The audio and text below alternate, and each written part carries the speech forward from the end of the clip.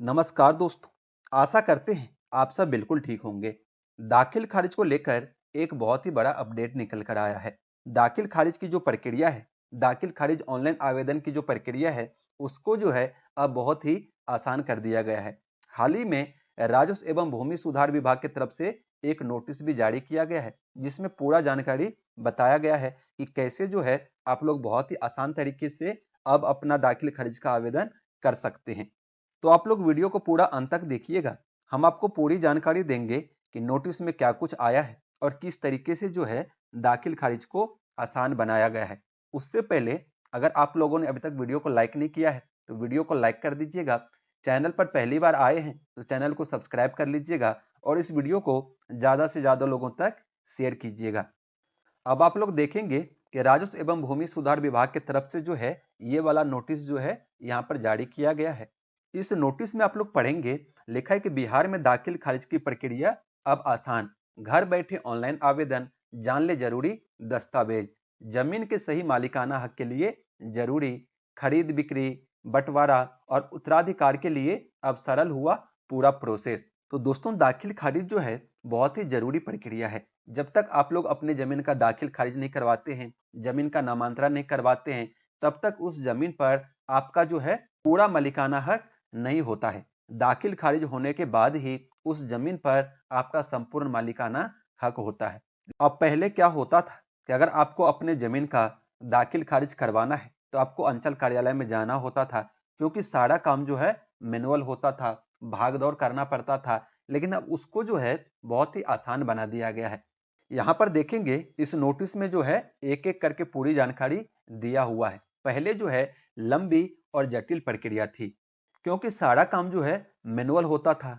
Manual काम होने की वजह से ज्यादा समय लगता था और आपको भागदौड़ करना पड़ता था। लेकिन अब जो है इसे बहुत ही आसान कर दिया गया है, क्योंकि अब जो है सारे आवेदन, दाखिल खारिज के जो आवेदन है वो ऑनलाइन होते हैं। ठीक है, ऑनलाइन आवेदन में पारदर्शी भी रहता है और बहुत ही कम समय में आप लोग अपना आवेदन कर सकते हैं। ऑनलाइन आवेदन करने के लिए आप लोगों को जो है बिहार भूमि के ऑफिशियल पोर्टल पर आ जाना है और यहाँ पर देखेंगे ऑनलाइन दाखिल खारिज का आवेदन का ऑप्शन दिया हुआ है। इस पर आपको क्लिक करना है। उसके बाद में यहाँ आपको अपने मोबाइल नंबर से लॉगिन कर लेना है। अगर आपके पास में लॉगिन आईडी और पासवर्ड नहीं है तो आप लोगों को ये पंजीकरण वाले ऑप्शन पे क्लिक करना है और यहाँ पर आपको कुछ जरूरी डिटेल डाल लेना है। अपना मोबाइल नंबर डाल लेना है, यहाँ पर कैप्चा डालना है और पंजीकरण करे वाले ऑप्शन पे आपको क्लिक करना है। आपके मोबाइल पे एक ओटीपी आएगा, ओटीपी डाल के आपको सबमिट कर लेना है। आपका user ID, login ID, password यहाँ से बन जाएगा। लॉगिन आईडी पासवर्ड बनने के बाद में आप लोगों को फिर से यहाँ पर जो है अपना मोबाइल नंबर और कैप्चा डाल के आप लोगों को साइन इन कर लेना है। लॉगिन करने के बाद में आप लोगों के सामने कुछ इस तरीके का पेज खुल के आएगा, जहां पर देखिए ऊपर लिखा है कि दाखिल खारिज के लिए कोई शुल्क नहीं लगता है। यहाँ पर एक ऑप्शन दिया हुआ है, ऑनलाइन दाखिल खारिज के लिए आवेदन करें। आप लोगों को इस वाले ऑप्शन पे क्लिक कर लेना है।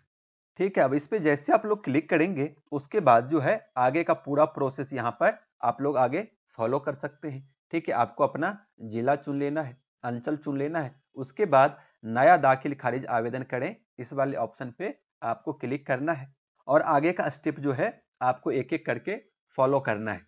अब दाखिल खारिज करने के लिए जो है आपको कौन कौन से दस्तावेज की जरूरत होता है, आपके पास में कौन कौन से कागजात हैं जो जरूरी होना चाहिए, आपके पास में कागजात उपलब्ध होना चाहिए। देखिए यहाँ पर कुछ जानकारी दिया हुआ है, जो महत्वपूर्ण डॉक्यूमेंट हैं आपके पास में जरूर होना चाहिए। पहला जो है खरीद बिक्री, दान या एक्सचेंज। अगर आप जमीन खरीद रहे हैं, ठीक है, तो आपके पास में रजिस्टर्ड सील डेट यानी कि रजिस्ट्री की कॉपी आपके पास में होना चाहिए। ठीक है, उसके साथ में आपके पास में ताजा लगान रसीद। ठीक है, जिस भी आदमी से आपने जमीन खरीदा है, जमीन विक्रेता के पास में जो लगान का रसीद है वो रसीद आपके पास में होना चाहिए और खाता खेसरा का सही विवरण आपके पास में उपलब्ध होना चाहिए, क्योंकि जब भी आप लोग दाखिल खारिज के लिए आवेदन करेंगे तो आपको ये डिटेल वहां पर डालना पड़ेगा। सही खाता नंबर, खसरा नंबर और जमाबंदी नंबर, ये आपको सही सही वहां पर अपडेट करना पड़ेगा। उसके बाद में जो खरीदार है और जो जमीन का विक्रेता है, दोनों के आधार कार्ड का आपके पास में फोटो कॉपी होना चाहिए। आधार कार्ड का डिटेल आपके पास में होना चाहिए, तभी आप लोग जाकर के ऑनलाइन दाखिल खारिज का आवेदन कर सकते हैं।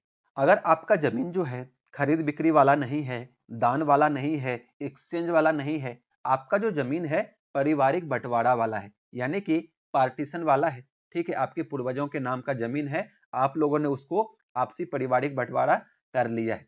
तो अगर आपने पारिवारिक बंटवारा किया है तो आपके पास में आपसी सहमति से हुआ रजिस्टर्ड बंटवारा यानी कि रजिस्ट्री कॉपी होना चाहिए और जितने भी हिस्सेदार हैं सभी के हिस्से उसमें स्पष्ट होना चाहिए। या फिर अगर आपने सक्षम न्यायालय के द्वारा बंटवारा किया है तो सक्षम न्यायालय द्वारा जो पारित आदेश है वो आपके पास में होना चाहिए। उसके साथ ही अगर आपका जमीन जो है उत्तराधिकार नामांतरण वाला है, वसीयत वाला है, तो आपके पास में जो है वारिसों के नाम का बंटवारा शेड्यूल होना चाहिए, वैध वसीयतनामा आपके पास में होना चाहिए और आवश्यकता होने पर उत्तराधिकार का प्रमाण पत्र यानी कि प्रोबेट आदेश आपके पास में होना चाहिए। दोस्तों ये तो हो गया जमीन का मेन कागजात, ठीक है, जो आपके पास में उपलब्ध होना चाहिए, चाहे आपका खरीद बिक्री का जमीन हो, दान का जमीन हो, एक्सचेंज का जमीन हो, पारिवारिक बंटवारा वाला जमीन हो या फिर आपका उत्तराधिकार या फिर वसीयत वाला जमीन हो, ठीक है, आपके पास में रजिस्ट्री कॉपी होना चाहिए। उसके बाद में आपके पास में जो है अद्यतन लगान रसीद यानी कि आपने पिछली बार जब भी लगान भरा था वो रसीद आपके पास में होना चाहिए, ताजा लगान रसीद आपके पास में होना चाहिए। उसके बाद आधार कार्ड आपके पास में होना चाहिए, जिसके नाम से आप लोग नामांतरण कर रहे हैं, जिसके नाम से दाखिल खारिज का आवेदन कर रहे हैं, उसका आधार कार्ड का फोटो कॉपी आपके पास में होना चाहिए। उसके बाद में आपके पास में पासपोर्ट साइज का फोटो होना चाहिए, एक एक्टिव मोबाइल नंबर होना चाहिए जो कि चालू हो, ठीक है, आपके पास में होना चाहिए। अगर आपका जमीन जो है कोर्ट के द्वारा बंटवारा हुआ है तो आपके पास में कोर्ट का ऑर्डर होना चाहिए।